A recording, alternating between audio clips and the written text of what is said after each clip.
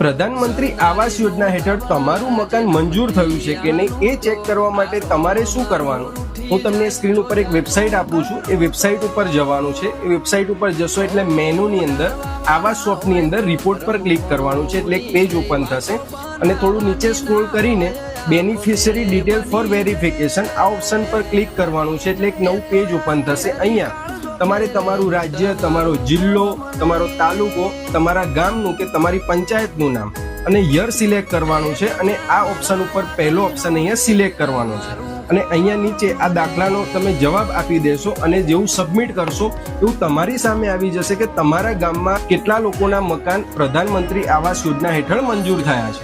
એમાં તમારું નામ છે કે નહીં તમે અહીંયાથી ચેક કરી શકો છો. તો આ વિડીયો તમે તમારી આસપાસના દરેક લોકોને મોકલો, જેથી એ લોકોને પણ ખબર પડે કે એમના મકાન પ્રધાનમંત્રી આવાસ યોજના હેઠળ મંજૂર થયા છે કે નહીં. તો આવા જ બીજા